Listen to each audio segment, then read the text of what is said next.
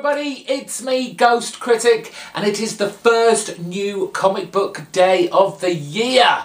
How exciting is that? After having 2 weeks where I've had virtually nothing on my pull list, I think I had 2 one week and 3 the other. This week hit me like a sledgehammer.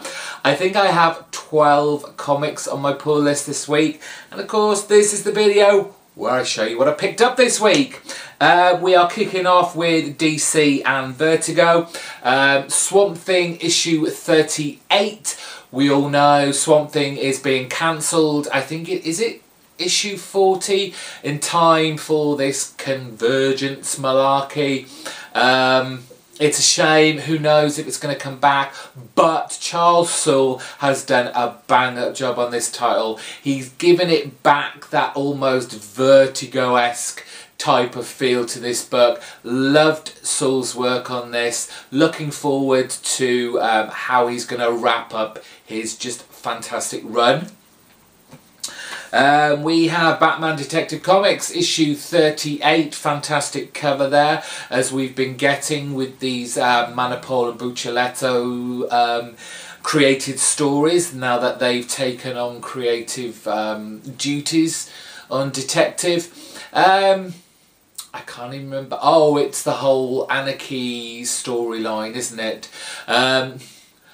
See, I've kind of forgotten, so hopefully this will pick me back up and get me more invested in Detective Comics. Of course, Batman Eternal, issue number 40. It's been weird not talking about Batman Eternal because the last 2 issues I've actually enjoyed, and I've not had that opportunity to tell you this, but I have been really enjoying Batman Eternal at the moment. Where they seem to be doing, it's kind of almost a new story arc now, and of course we've got the introduction of the Riddler, who is still not the master puppeteer behind all this, I believe. We're still scratching our heads. Some of us think we know, some of us haven't a clue. I'm in the latter camp. This will well, I did drop it, so this is the last issue I'll be picking up of Hinterkind. This is issue number 14. As I've said previously, I have enjoyed Hinterkind, but I'm just not that invested in the characters to make me want to keep picking it up month after month. So although I've picked it up this week because that's how my comic book store orders its comics, and so I have to have this issue, it's unlikely that I'll read this very quickly in time to review it. But I can't see it making a huge 180-degree turn that I'll be going, oh, why have I dropped this? And the same goes for Iron Fist, The Living Weapon. This is issue 8, and it is my last issue of Iron Man 2. Loved the art style in this, but the story just didn't really make much sense most of the time.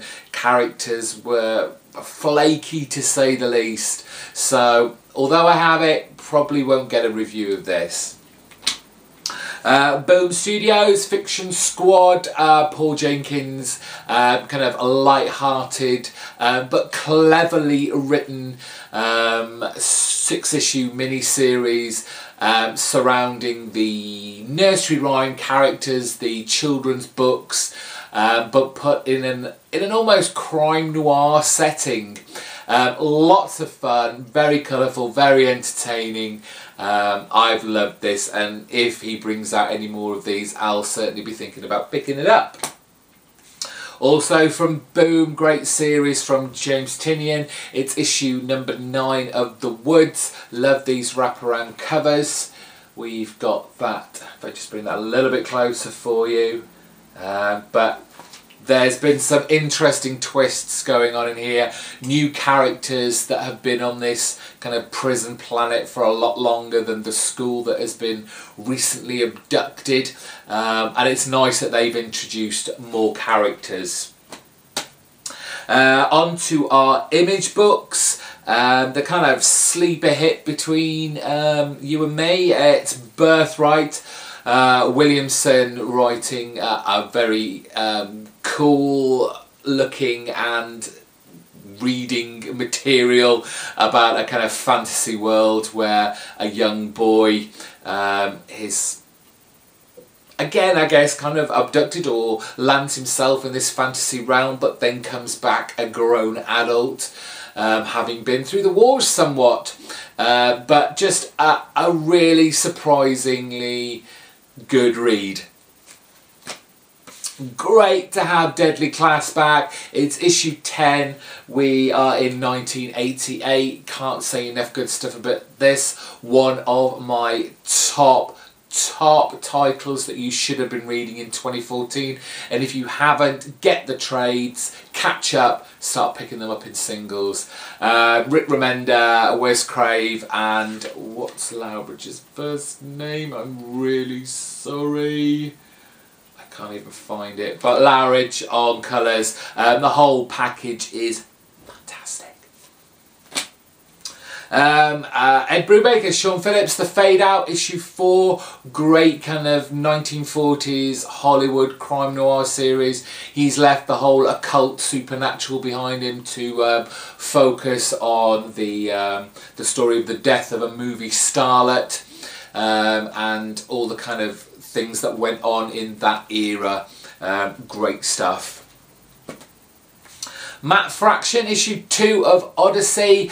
It was an incredibly surreal, psychedelic trip that we went on with issue 1, but I really enjoyed it. I liked the twist, the kind of twist of using Homer's Odyssey as the basis of this storyline, but switching the genders of all the characters, so this is very kind of female centric. But the artwork on here by Christian Ward, yes it is Ward, is just outstanding. It feels kind of very much like the magazine Heavy Metal. It has that kind of style and feel to it. If you're looking for kind of like a space epic psychedelic trip type book, this is definitely the one for you. And finally from Wren Ellis, it's issue 8 of Trees. Again, this has been a kind of a sleeper hit as such, really, I think. But it's been really interesting. Not so much about this alien invasion from underground, but very much a character-driven story that just happens to take place in an almost post-apocalyptic world. So great stuff there. I don't know if you're counting, but that was a lot of comic books.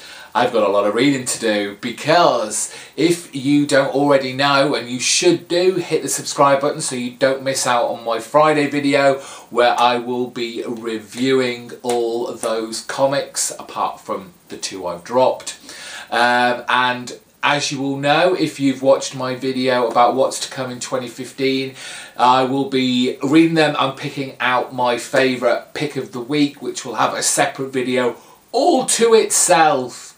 So if you don't want to miss out on any of those videos, hit the subscribe button, give this video a big thumbs up, let me know what else you picked up. I know there was loads of #1s coming out today, but I just could not afford to add another comic book onto that already existing high stack. So let me know what of the #1s you picked up this week in the comment section below. If you're picking up these books, what are you most excited about reading? Until Friday then, have a great comic book day and I hope you have just as much of a feast of comics to read as I do. Till then, bye bye.